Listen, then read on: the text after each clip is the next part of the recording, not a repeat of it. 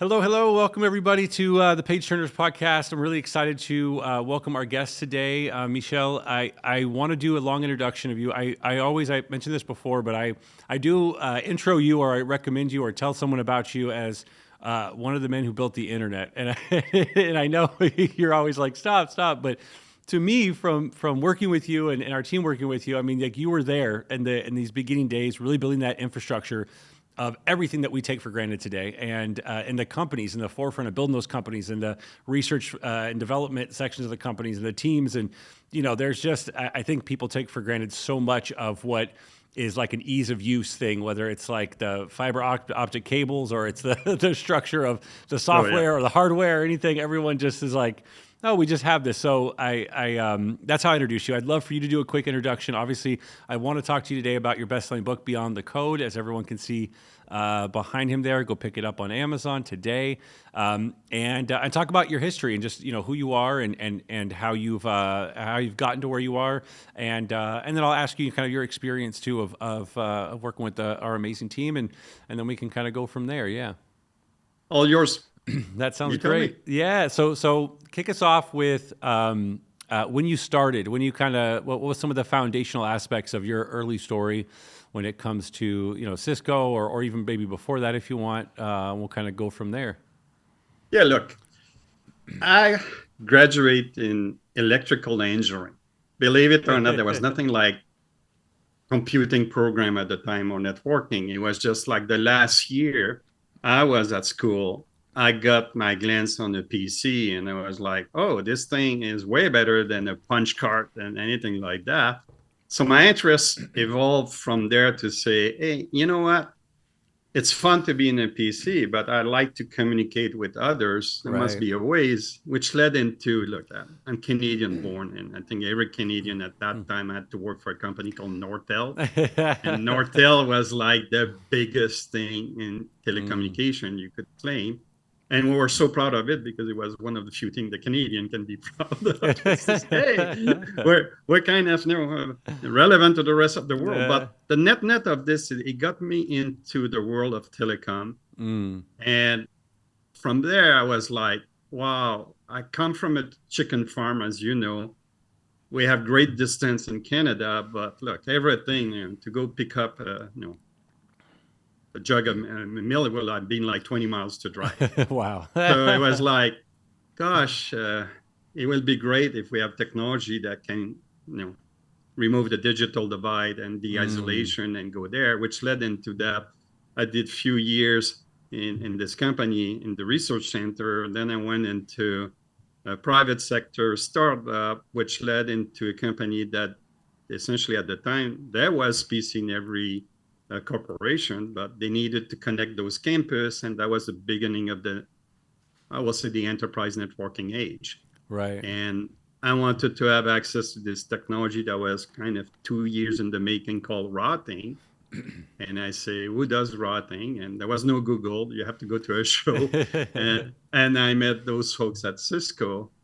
And look, I was in my 30s, and I said, look, I'd like to OEM your code because we have more revenue than you guys. Right.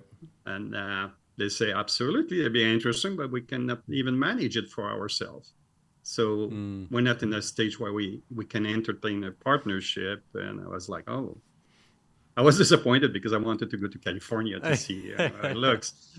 And I did at the end say, look, if you cannot fix it, why don't you hire me? I'll do it for you. There you go. And, that's led into a few months after that to say, oh, my God, there's maybe an offer coming my way. Are we willing to go to Silicon Valley? And look, Silicon Valley was at the beginning of everything there. There was investment and buzz and noise. So I was right at the beginning of what became to be known as the foundation for the .com.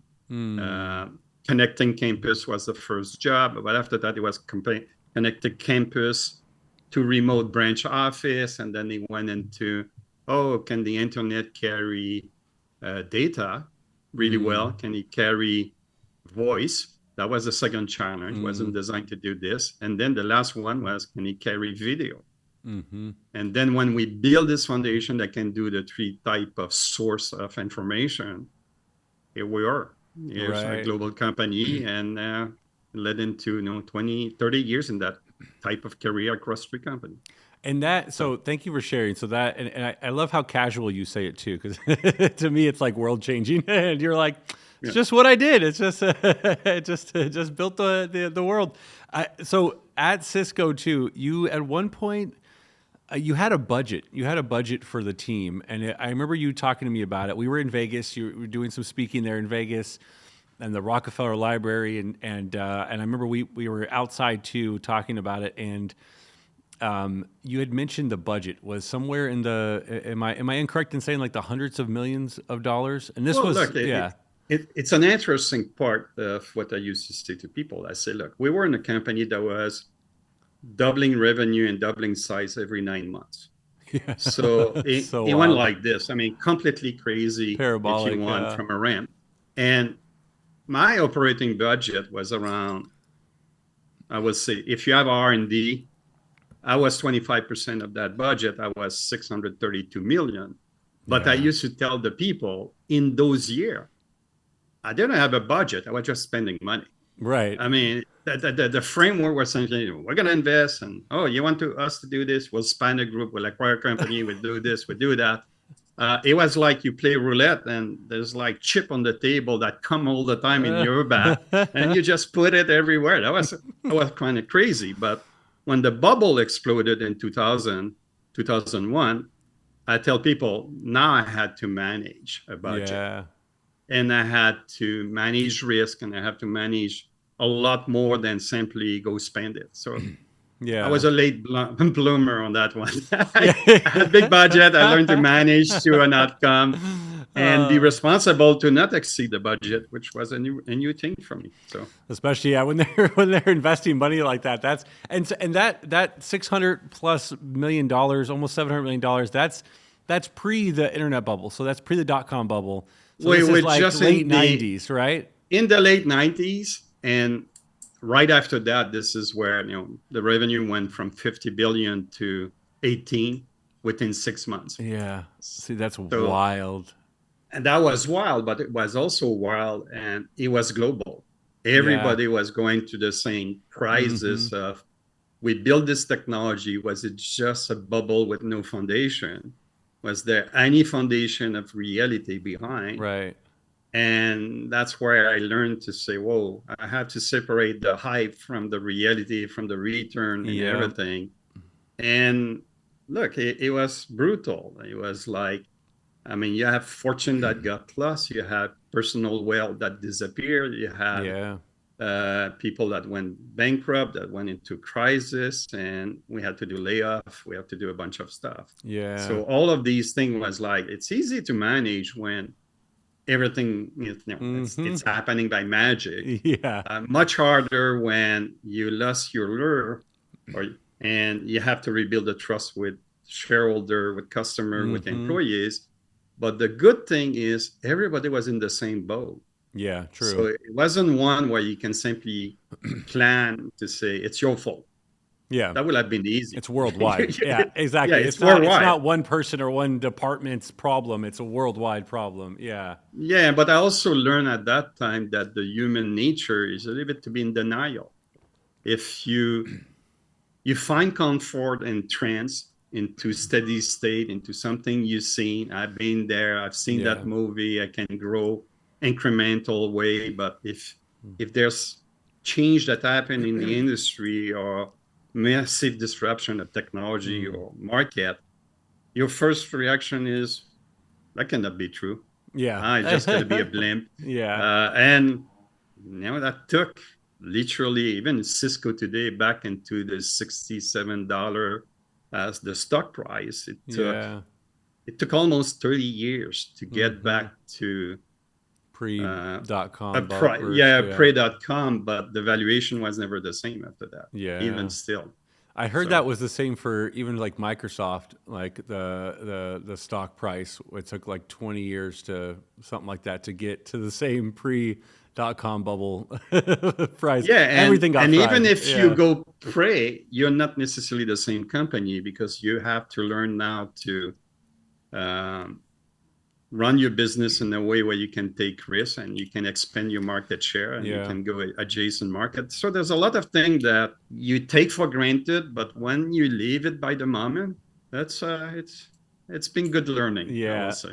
Yeah, absolutely. No, this reminds me of like you know, a lot of companies in like 2021, 2022, whether they were blockchain or they were, you know, AI, LLMs, and whatever else, there's this huge run of investors, and every Yeah. founder, everyone was like, "Oh, I'm getting all this money. I can invest. I get all these investors. I have a great product. I have a great service. I have a great software, whatever it is." And it's like, I don't know if you have the great anything. You just had great timing, you know, when you were raising the capital right at that point. Because to your point, like you have all this amazing work you're doing, but it's after that that you're just like, oh, now I got to really, do we have a solid business? Do we have? And you obviously did. The company did, the department you had did, and you guys were able to grow it and continue to grow and evolve. And I think that's a lot of what's happening right now. It's like, you know, especially as technology changes so much, like companies are different.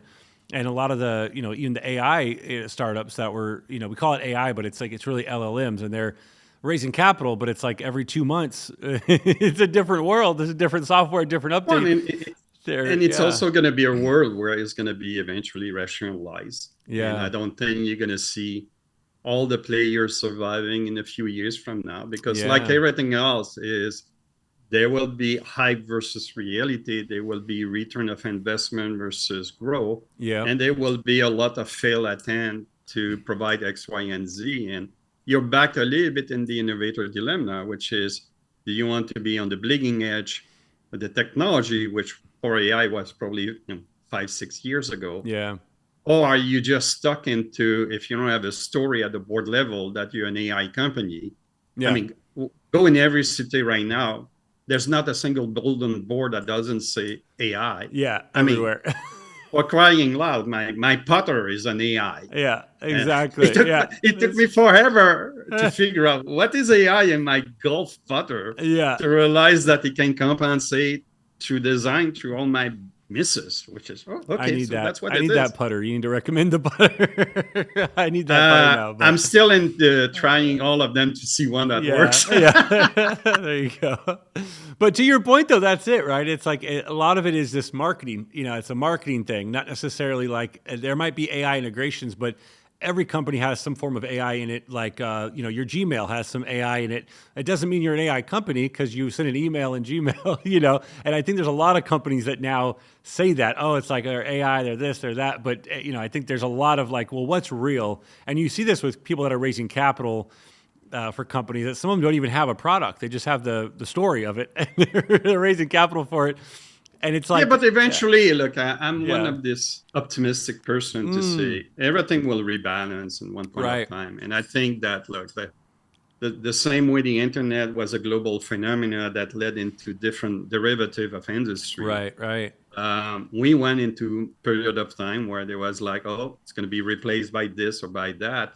And ultimately, there's a difference between adoption versus innovation versus, invention, if you want. And I think you have to respect those cycles. And I only hope in the process that we use it for the right thing. Because at the end, look, it's. I mean, I told you that I like comic books, and for me, it's like it it's gonna make me a different type of business leader or human, because I'll have access to tools that can do a lot of the heavy duty processing for me, present information, but it's not going to change the fact that the same way you don't trust all your direct report to give you the solution, you say, okay, show me door A, B, and C, let's debate the trade-off. Right. I think the one that will succeed is the people that can use those tools to make decisions, but not to the point that it replaces everybody. I mean, 100%. I don't believe in that anyway. Yeah, same. And I wouldn't trust it anyway. Yeah, exactly. So I do want to talk about your book, but before we get there, and this actually might lead into it anyways too, is that and we spoke about this before. So there was what people call Web 2.0, right? And then we got to like what we were calling Web 3, which was like blockchain, those kind of things. It's kind of fallen off, come back. People have their feelings about, like, it's same thing, shook the tree, kind of like the .com burst. Yeah. That we had the Web3 kind of shake the tree of like what's real in here, what's just a gimmick. what's going to stay strong and keep moving. And you see that with Bitcoin and different things. But when it comes to the LLMs, the AI, all of that happening, and I think we're going to keep evolving until we get to eventually AGI. But do you think we'll get to AGI first, or do you think we'll get to quantum computing like on a large scale first, or Look, or I think both? if you take an enterprise, I bet you that you're still going to be back into the fundamental that it's either you're going to use AI for revenue generation if you want, lead management, basically prospect, Right. conversion to revenue, and basically assist with intelligence the salespeople to say, if you try to be a hunter, expand the number of customer, here's the tool that can get you to basically land with a chance of success. So let's assume that it does that. On the service side, I think it's going to be transformative because ultimately, I don't know about you, but I'm not the best person when I get to wait 10 minutes on the phone to talk to somebody that shift me Yeah. to another person, that I have to repeat my story back to an agent that asks me into do you turn on your computer. I get nuts in those things. I Yeah, think me that too. the tribal knowledge that exists in the call center will be commoditized to a point where most of the call will be able to be handled, and then the tough one will be handled by human and by agentic type of thing. So I think you're going to see value proposition in development. Sure, there'll be a portion of the code that will be automated by AI. There will be maybe a debate around can the AI test its own code, which scare me because I like independence of the two. Exactly. Yeah. It's like asking your kid, did you do your homework? Oh yeah, absolutely. Exactly. Exactly. Yeah. You And you're like, need. you've been outside playing soccer for the last 2 hours. Yeah. Oh yeah, my agent is doing that in the back. Yeah, Exactly. like do that. Exactly. But you know what I mean is at the beginning, I think you're going to see adoption for productivity or automation. Take the human factor that is prone to error a little bit out of the equation, if you want. Right.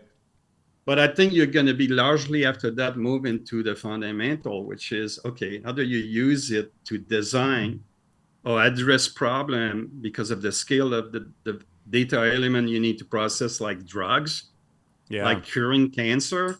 That's I the look big at stuff. this thing like, Yeah. there's going to be things that these things can do Yeah. that because they process so much of data that exists, they can achieve things beyond the human. But to your point, where the fun start is when you think about, okay, but they're going to hit the wall eventually. Because there's going to be the wall of the cost, of the complexity to do it. And I think it's going to be largely where quantum computing is going to come. Yeah. Because then it's going to be like you have ways to not only to do serialized processing or linear treatment, if you want, input, output, but you're going to be able to inject different plane of information at the same time. Yeah. And I think that's going to open the door to so many different things. Yeah. I'm excited. So go ahead. Yeah.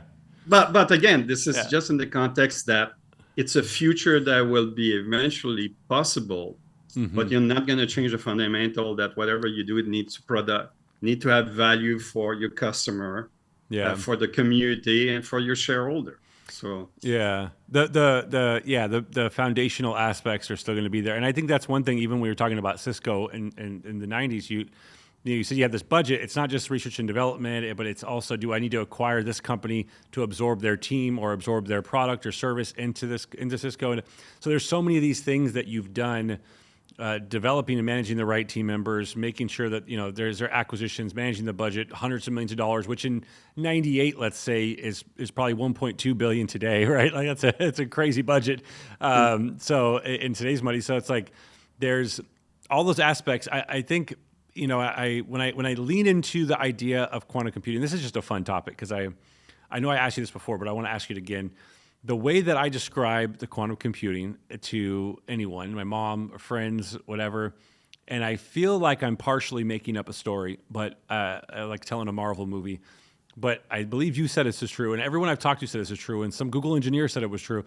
So it's really the quantum computer is finding the qubits. It's going into the multiverse, basically. It's all parallel multi-plane dimensional of processing. Yeah. Yeah. So And I think, if you have a stack of, let's say, 10 of those plane, and each plane has different vector of data information, right. trying to find a correlation or a solution, and you can aggregate everything vertical, Right. I think we're going to end up with things that will have take ages just to figure out two plane. Right. And again, I think if that's going to be the area where it's not going to be personal computing that get you a quantum, it's Yeah. going to be like a class of issue that need that level of going beyond what we know today, etc. Yeah. That will solve, bring solution to market or space exploration, for example. I mean, Right. if you can basically figure out a ways to get faster and with a high chance of success, that's going to be the kind of technology that can show us path if you want, Yeah. open a dimension if you want, or whatever you can dream. Yeah. That's cool. Yeah, that's cool. But again, all of this thing makes sense if there's a need and there's a timing and there's also investment that get there. Yeah. But as human, we're going to have to embrace these things also. Yeah. Yeah. I think that's the big thing. There's a lot That's where the human factor will still play there. Yeah. If the human feel that they don't have a role to play anymore in any of these things, they'll essentially deny it. Yeah. They'll shut it down. Yeah. That's true. So because at the end, you still need people. You do. Yeah. That's whole thing. I mean, I think it's trying to figure out how to make technology not only, help us be more productive, generate more revenue, all those things, but benefit society or the humanity as a whole, and make us do less of the things we don't want to do, but still have enjoyment in the things we do want to do. And I remember when LLMs started to kind of become popular and go viral, there was this whole post about like, hey, I thought when AI came, it would do my laundry and get my groceries and then I would do the art and write stories and poetry. But now it's doing the art and the poetry and I'm still doing my laundry. Like, what's going on here? Well, I mean, to your point, I think you look at all those waves of innovation as they're going to remove constraint of some sort. Right. There's a constraint that this thing, I mean, the same way the internet, you mentioned fiber, kind of remove the constraint of speed. Right. In your home to get access to information, you'll get every one of them remove a human constraint or a physical or a scale constraint, allowing essentially that space to be used for something else. And I think if we keep thinking like that, that'd be interesting. The big question will be, you're back to the fundamental of governance, data privacy, what's right and wrong. Is there safeguard or fail guard if you want, right? And do you have a ways to figure out when your own engine is going rogue because it's swallowing bad data and concluding the wrong thing? And look, I think like even the internet at the time, and I remember my family was like, you're gonna kill enterprise, small, pop and mom shop because there's something I heard called Amazon that's gonna come to replace everybody there. Yeah. 20, 30 years after Amazon, we still have local distribution, personal contact, etc. And it took 30 years for Amazon to be profitable? And No, even at their size. So no, you're absolutely right. I think it's people look at the fear of job loss or the fear of replacement. They don't look at all the new things that will be created around it. When cars came, then there was the carriage, and then the cars came, and then after the cars, it was like, oh, we have the taxis, and then after taxis, then Uber, and then it just something keeps evolving to replace it, but it gives more opportunity. It spreads opportunity. I loved what you said too about like there's the fundamentals of business, and it's not initially when someone looks at how do you take an agentic, a bunch of agents and try to put them into your system and create automations and create more revenue or increase your profit margins. But it's not just like replacing people. It's saying, okay, what gets created? What else can we do? What has evolved from that as a company to be able to grow and new ways of structuring the business or new ways of evolving the business or new revenue streams? Not just because we as humans think, oh, well, how can I change what is right now? Not like after I change what is, what will be born from that, and what opportunities will come from that. Well, And I think that's hard for us to wrap our minds around pending sometimes. that you create the condition to take advantage of that Yeah. advancement. So I give you my Yeah. favorite. Uh, if you use AI, it will improve your productivity, let's say by 30%. Right. Okay. So what are you going to do with that 30% of time? Yeah. If you have no program, no incentive, no ways to say, now I'm going to free you to, why don't you go think about the next light bulb? Yeah. You have created essentially a real estate where there is a potential to do more. Mm-hmm. But if you're not organized to galvanize this thing and use it as a catalyst, and you're moving the people in the right thing, sure, you're not, as a company, you make an investment where you could have been more profitable or more Right. efficient or create more invention, but you were not structured to take advantage of any of this. So the CFO sooner or later is going to look at this like, wow, I invested all of this thing for a 30% productivity gain that I cannot correlate to anything in sales and revenue or operation or costs. And like, do I feel good about it? Not really. Yeah. But So did it true. have a story for the board and the investor? Absolutely. We're an AI company. That's it. That's it. We're an AI company. I love it. It's so true. It's That's lots of so physics, true. basically. Yeah, that's so true. So let's talk about your book, Beyond the Code. Tell me a little bit about it in your own words, and Yeah. yeah. Look, the genesis is, look, I work in 3 companies, and in one point of time, I say, look, it's probably the time after 10 years to look into what's next. And there's an aging factor that I won't deny to say, look, it's not like the energy is not there. It's just like the prospect to go transform a company at a certain size that will take me 10 years. Right. I'm like, I'm not sure I want to do it. I would prefer to train the people to do it. Right. Unleash them in the market, and I think we could achieve a lot more. So some of this came because people thought I have a bunch of story to tell, an anecdote, if you want. Why don't you write a book about this and that? I can't believe you were there.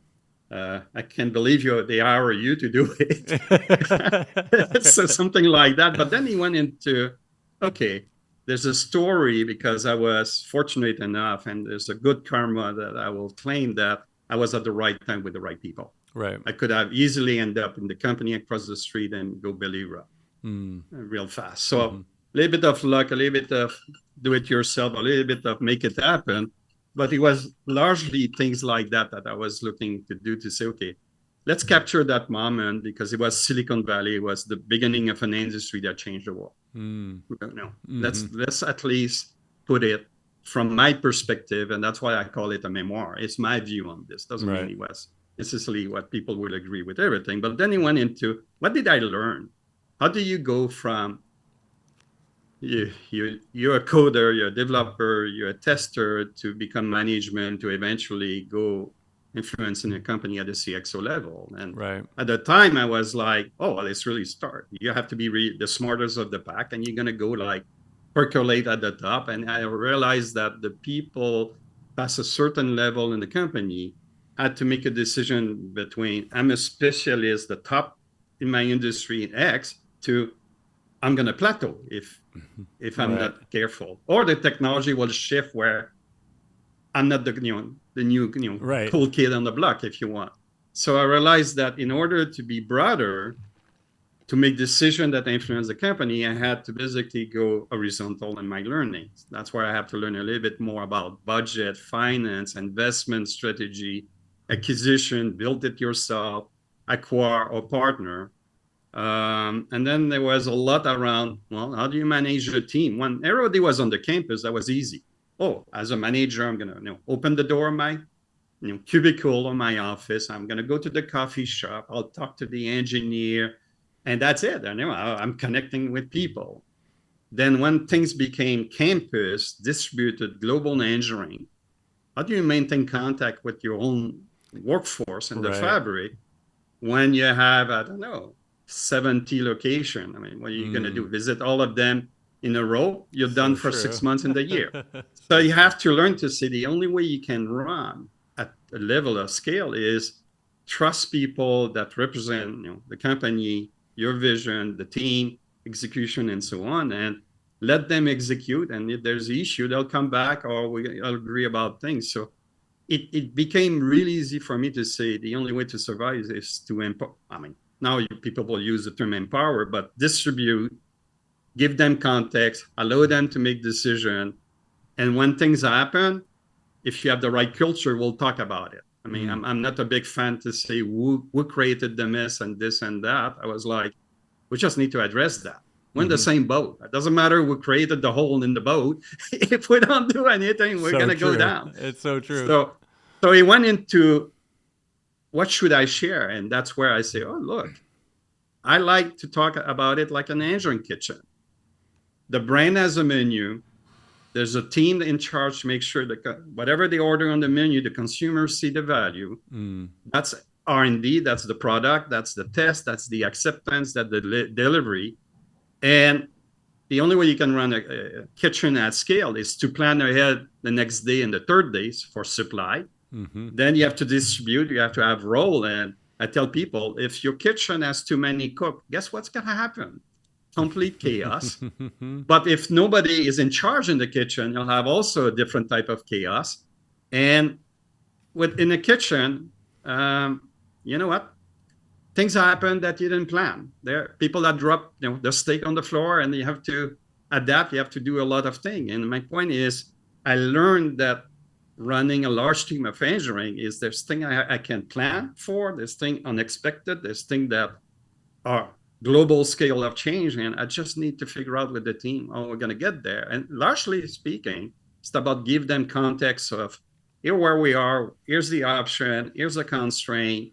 We need to figure out the path, because the customer is still waiting for the steak on the other side of the steak. Right. So that was the idea to say part of the book should be into teaching the people to essentially get to a level where you can, if you choose to, get to the level of the CXO level. Right. And what I learned. And look, as much as I like leadership team, there's tons of them. But I always felt like, yeah, but they're talking like you're the CEO of the company.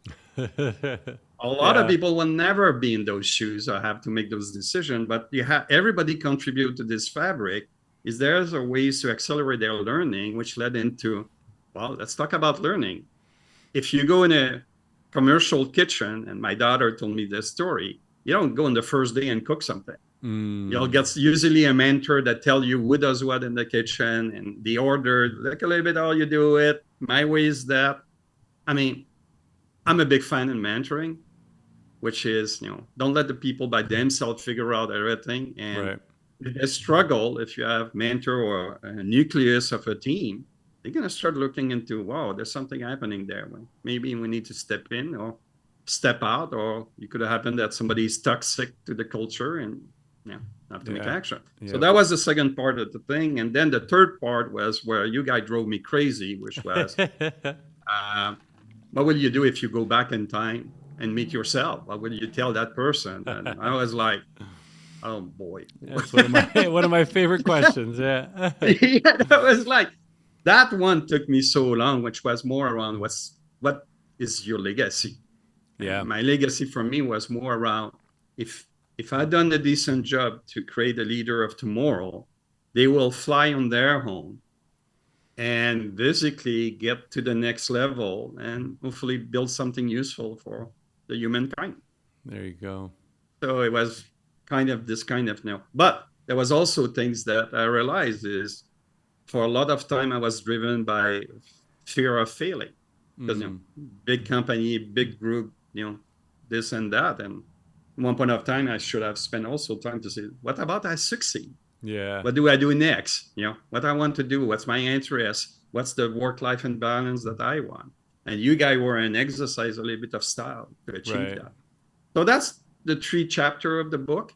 Look, in the process of working with you, and I remember the first time you and I talk with the other Corey, because they're 2 in the box, by the way, Corey 1, Corey 2, and they have different type of focus and scale. Look, the process of publishing was, I don't know, do we start with a chapter at a time? You guys went straight into, we're going to outline the whole thing. And we'll give you a framework where through a set of questions, we can start building essentially the content of each one of those things. That was interesting because I thought it was more serialized. My idea, it was like, I'll do the genesis of the tree company. Then I'll spend another 3 months to think about the second one. And then I'll do the rest if I have time, because Corey wants an answer to that. But I realized, no, all these things were interconnected when I think about it, because every one of those learning could be applied on the how do you structure your group to what you want to do after that you did that. So it was a little bit more introspective than I thought.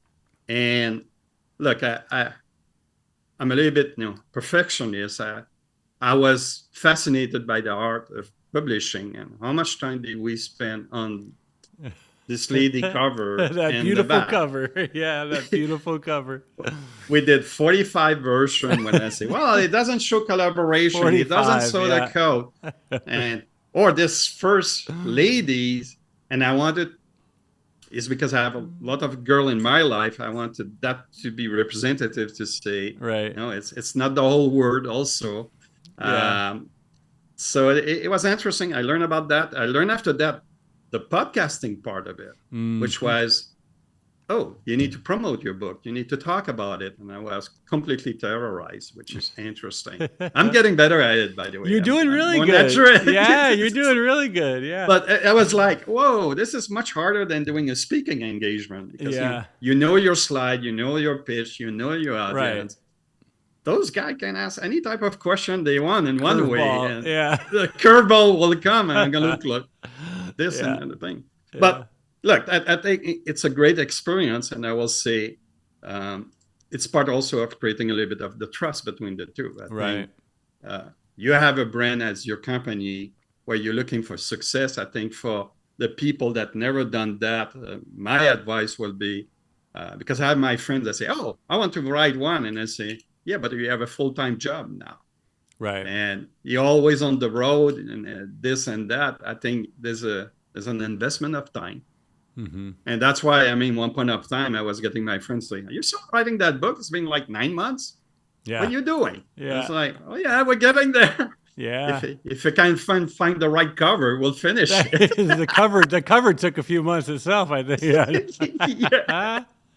But you know what I mean? It was a give and take, and ultimately, it's your own brand at the end of this thing. It's you guys are like a catalyst, a mentor in the process, but ultimately, it's if it's all garbage, nobody's going to be interested to look at it. That's it. So no, I love that. Yeah, go ahead.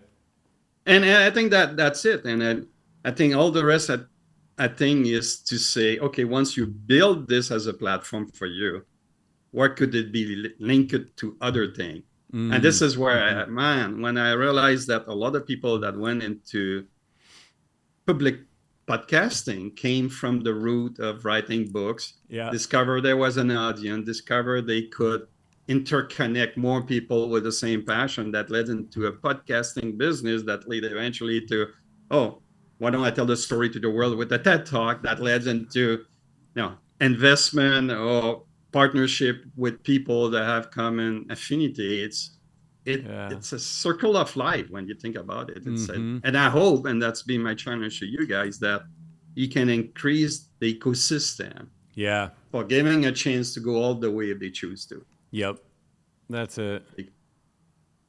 And that's the fun part. And I think, when we're talking about replacing the human factor, think about it. You are now in your own industry facing the AI agent that can write a book in 30 minutes with somebody. Yep. And, give me a book that look like that with this and that, and I have 3 stories and put it there.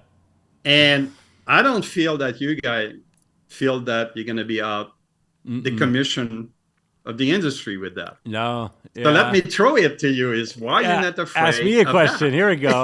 Now I'm on the spot. See, this is that fear you were talking about when they throw you the curveball. My turn. That's a great question. So thank you for sharing all that as well. I'm super happy you the experience you've had, and I want to talk more about that as well. But to your question on the AI, so my first experience with LLMs was right before my daughter was born in November 2019. My friends Dave, Chris, and JP are the founders of Jasper.ai. And that was 2019. I was one of the first people to use it. They got on a call with me, a Zoom call, and said, hey, because they've done so many different businesses and startups and had massive success with Y Incubator investments and all kinds of things. And then they were like, we're going to focus on this thing. It's AI, and it does all these stuff, and it's got writing and does emails. And I was like, all right, I'll give it a try. Try to test it out. And I always helped them. I didn't help them with it at all as far as like building or anything, but I was always be a founding member of all their stuff and just try to test it and break it, and put it throughout my businesses and stuff.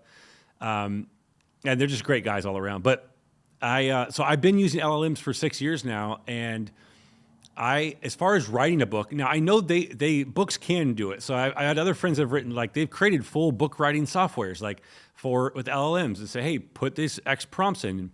I've tried to test out writing a bunch of prompts with our team. We think at one point we had 135 different prompts. We would try to make it work, and it gives okay stuff, but it doesn't live up to the standard of a human writer. Like it's just not there, and not to say that it won't someday get there, but it's like you can kind of tell when you read it. You can and it sucks too because some people say. Like certain writers that always use the little, I can't remember what that thing is. I'm a writer. I should know the thing, the little M dash. Some writers have always used the M dash. I've never used an M dash. So if you see an M dash, it's AI. For most people, you see an M dash, but there's a lot of people, we have dozens of writers on our team. We have over 60 people now on our team, and a good chunk of that is writers, and they will use those, or they'll use other, forms of writing. So I think it'll get there someday, but for me personally, I've tested it. Again, I've tried it. It's not there. And I also think human writing will become more valuable, right? Like, even if you can get past the AI testing and the whatever, because the AI test sites don't really work. Like, I've written some of my own posts or my own things and compared it with an AI thing, and the AI testing thing doesn't know the difference between any of it. It either thinks everything's AI or nothing's AI. So I'm not against AI. I have like a love-hate relationship with it, but it's been 6 years and I've just never seen a book that I would want to read like fully AI written. Like I get having it help and assist with certain things. I get having it brainstorm ideas, like those kind of things I think are appropriate.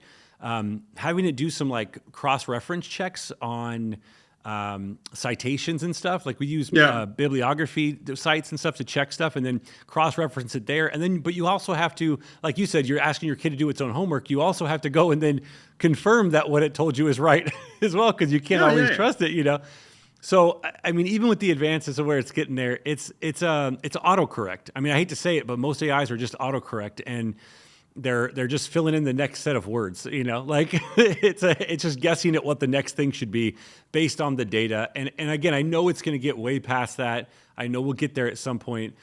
But having a human writer that works with each one of our clients, a client success manager, a designer, editors that are separate from the writers, and then a proofreader who's separate from the editor or the writers, because this, I mean, going through even your own book, like, have someone write the book, and then, they're writing the book with you. You're giving feedback on it.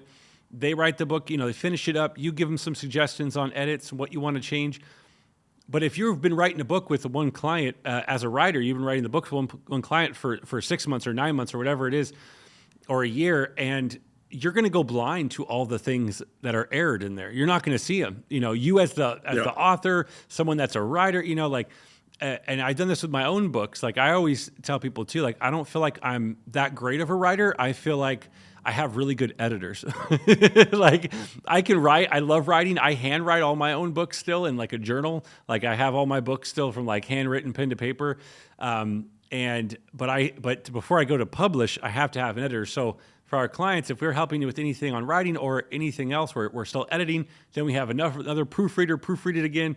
And it's like, you got to have so many eyeballs on it to get an objective thing. And then we have people go read through and do quality assurance, because it's like, to your point of growing a company at scale, if I'm further and further away from the day-to-day fulfillment of the team or quality work we're doing, then I need to have another person whose sole job is to do quality assurance and just pick and read a book and watch calls with clients and watch team calls. And and find all the things wrong or find all the things that aren't as good as they could be. So then they can come in and not like tattle on anybody, but just say, hey, this is not as good as it should be. Like, we can do better. We can do a little bit better. We should improve this.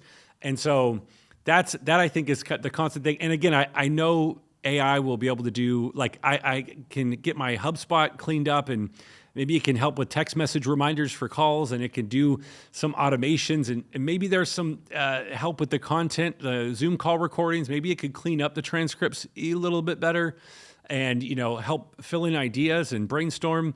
But I think just having that human touch, high tech, high touch, I think is very important. And having that human, I think it'll just become more and more valuable as there's so many, like this flood of AI writers out there and AI content. And someone will go, was this written by a human? And it's like, yeah. It's like, all right, I like that a little bit better. So that's just my thoughts. Maybe I'm hopeful. Maybe I'm too optimistic. You're a little bit like me. We're optimistic about where it can be used and what's the limit. But at the end, especially a book, it comes from your soul, from your heart, etc. Yeah. And I was a little bit like you to some extent. I use your team to say, I'll do the skeleton or the sketch. On the roof of the ceiling. And you guys are going to basically come and fill the color and make it something digestible. By folks, and that comes with experience. I don't think any tool will have done that to a point. And the only thing I make sure in the book is there was some kind of idiosyncrasy of language, so people will say, oh, that's Michel talking, we don't know what he said there. It make no sense, but a little French Canadian mumble throughout there, like that's mumble thing, and whatever it is. So I love that was fun. No, that's been great. And like I said, I think my eyes now is to say, now I discover a channel, part of the legacy, where I want to reroute people that have great story to tell. Yeah. And they can work with you guys and you help them to get in that sphere. Who knows where this thing is going to go for them. Yeah. So I love that. Cool. Yeah. No, I appreciate that. And that's like one of the things you mentioned before too, is that, the book, having a best-selling book, it does build you as a personal brand. Maybe we didn't call it that 10 years ago or 20 years ago, but it's a personal brand. And that personal brand, you don't have to be an influencer necessarily or anything like that, but just having a personal brand, being an author, a speaker, a consultant, someone that when they think of your name, or they look for a solution, they think of a solution to something. Oh, I have this problem I need to solve, and it's X, Y, and Z. And if someone hears them say it, they go, oh, that's Michel. He can do that. Like, your name becomes synonymous with the solution to a problem. That's really what a personal brand is. And I think, and that can be different for everybody, what that solution is. But I think that is what we try to help people do. And what I think any author, whether we work with them or not, that's what you're becoming as a personal brand. And so then the streams of revenue and the streams of impact can just become multifold, because now not only can you create content, do podcasts, interviews, or become a podcast host, you can speak from stages and get paid to do so. You can pick up clients as a consultant and help, like you said, like you can go into a company and help, whether it's a leadership team or it's anyone in the C-suite, and say, hey, this is what you need to do to get to X, Y, and Z. Here's how to figure this out, and solve this problem that you don't know how to solve, but I did it 10 times over here, and here's where I did it wrong, here's where I did it right, and here's how we got through that to scale up to this. And you can give them that. And before you have a meeting with that potential client, it's like, you give them your book. They have your book, it's at their office, or they see you on a podcast, or they see you on a social channel, or they saw you at an event, and it's like, they read part of your book, or even if they didn't read your book, they just see the book and they flip through it and they're like, oh, this is a best-selling author, and he's talked about X, Y, and Z, and he was featured on this podcast. He was speaking in Vegas at the Rockefeller Family Library, and all these different things. And it's like, all right, let's if it's you versus someone else, let's go with that guy. Let's go with Michel. Let's go talk to him, because he knows his thing. Yeah, it's like you said. It's if people are looking at this into a revenue stream, I think you're going the wrong way. I think to your point, it's going to be elevate your brand. Yep. But also, to some extent, if you do the right use of this medium, allow you to be not labeled also. Yeah. Because the last thing I wanted is people think, oh, he's just a networking guy, but now network, they work. We don't need any one of those people. Was Right. no, the problem are the same 20, 30 years ago. How Mm-hmm. you get to an end state where the solution can be deployable at large scale, how you build, Right. integrate and maintain and recycle or reinvent. And ultimately it's the same cycle, Yeah. independently of the sector, the technology, the same way that I hope that it will inspire folks that say, well, you were born at the right time at the right place. And I will say nothing was granted. That's it. You know, at one point of time, I had to put a chip on the table to say, I'm leaving everything from Canada. I'm going to go to this new place. And the good thing is they wear shorts, no, Yeah. Exactly. most Yeah. of the years. Yeah. And if I want to see winter, I drive to Tahoe and then I come back. That's And it. then I was like, you know, Yeah. where you're born doesn't define where you're going to be. And Exactly. Yeah, I wouldn't ultimately, say it's going to be, the farm in Canada was the right place, you know. Like that wasn't yeah, necessarily the right place. You made your way to the right place at the right time. exactly. Yeah. But it's all about, Yeah. how do you network and you connect. And I think Yeah. with the social networking happening right now, there's tons of things that Mm, I hope the new generation is going to be able to embrace yeah. and show me the next frontier. I want to go boldly where no one has been. So Yeah, I it's love gonna it. be fun. I Yeah. love it. I love it. Awesome. Yeah, I could probably talk to you about this all day because I do get excited about it. And like you said, it's that the revenue streams and the impact that you get. I mean, not necessarily from book sales. Book sales can come and go, whatever. Maybe it's pennies or a couple dollars, but and some people can make a lot of money from book sales if they like focus on it. Do the Amazon ads, all the things we've talked about, some of those things. Like it's a very intentional thing. But the speaking opportunities, the getting, landing paid speaking opportunities, getting the consulting, and then being able to have that impact and have the ability to take all that experience and help shape that next generation of leaders. I think it's just so important. So I'm super grateful to be a part of your journey and So yeah, that's the keep seeing hope. it happen. Yeah, that's And it. who knows? Maybe I'll have to write another book. Hey, there we go. There we go. Here we I go. know some people who could help. I got a couple people Yeah, I yeah. know. Okay. Yeah. I'll keep contact with those people. There you go. There you go. I'll connect you. So yeah, thank you so much for being on today. I really appreciate it. If people were gonna follow up with you, like they wanted to reach out to you on socials or a website or anywhere else, where would they find you? Well, look, Yeah. if you go to link it and part of rebuilding the brand, it's also how the people can access me. So Mm, on LinkedIn, you'll find a ways to order the book easily love through a it. pointer to Amazon Kindle, and then I have my own website. If people want to say, "Hey, I'd like to check with you about this and that," I'll welcome the discussion, Mm, and who knows where this thing could lead. So that was awesome. a whole model to say, "Hey, we're connected world. Let's take advantage of the new technology That's it. to accelerate those communication and those engagement, and we'll see if there's an alignment or not." That's So it. That's perfect. Yeah. So I'll say, yeah, send everybody. I'll add your LinkedIn, your links, your profile below as well. For you and watching, thank you so much for joining us. Thank you, Michelle. Looking forward to talking to you again soon. perfect.